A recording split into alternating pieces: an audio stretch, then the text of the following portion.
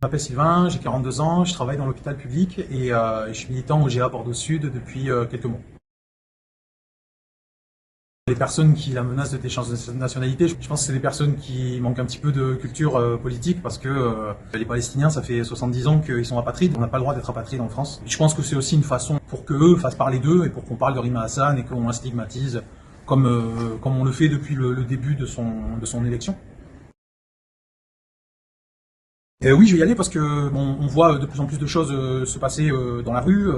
Il y a eu l'agression d'un jeune militant FI à Bordeaux le mois dernier. Et il y a les événements de Rennes qui ont un petit peu bousculé le paysage la semaine dernière. Donc c'est important de montrer un petit peu aux personnes qui ont des idées un petit peu réactionnaires et fascistes et racistes que nous aussi on est là, qu'on n'a pas peur et que on sera présent dans la rue pour montrer que nous aussi on est nombreux, nous aussi on a des idées et ces idées-là on les défendra en se montrant et en étant fiers des valeurs qu'on porte et que ces valeurs-là elles sont inclusives, elles sont universalistes et que en groupe on est plus fort. On a vu ce qui s'est passé en Angleterre quand il y avait eu des manifestations fascistes et le retour de bâton avec énormément de gens qui s'étaient montrés dans les rues.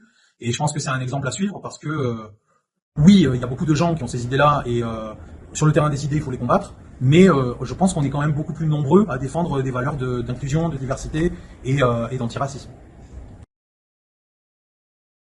Moi, comme je l'ai dit au début, je travaille dans l'administration de l'hôpital public et on a beaucoup de personnes qui sont racisées, qui travaillent et qui soignent tout le monde. Et ça a un petit écho avec l'actualité parce que dernièrement, on a découvert que beaucoup de gens étaient victimes d'agressions verbales, d'agressions physiques au niveau des soignants dans le cadre de l'hôpital.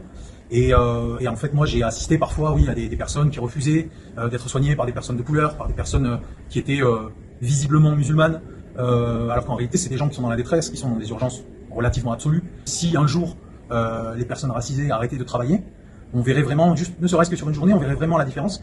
Parce que si vous prenez les transports en commun très tôt le matin, et sans vouloir regarder les choses, mais déjà, le transport en commun que vous prenez, c'est pas un blanc qui le conduit. Et les personnes qui sont dans les transports avec vous pour aller faire les métiers pénibles, etc., c'est rarement des blancs de bonne famille. La France a un problème avec ça. C'est des choses qui se passent pas dans d'autres pays. Si on regarde l'Angleterre, si on regarde les pays du Nord, il y a un travail sociétal qui a été fait, mais nous, on a un souci parce que la politique du pays, elle a un biais colonial, en fait. Et c'est quelque chose dont la politique et les puissants n'arrivent pas à se défaire. Et voilà, et je pense qu'il faudrait essayer qu'on se regarde un petit peu tous en face et qu'on essaye de voir un petit peu l'apport que le mélange culturel, l'immigration, la créolisation, comme certains l'ont dit, a apporté au pays. Et au final, puisqu'on pense qu'en termes de richesse, de capitalisme, etc., au final, en fait, c'est un gain tout ça. Donc, merci beaucoup d'avoir pris le temps de répondre à nos questions et rendez-vous le 22 mars. Le 22 dans la rue, ouais. Yes.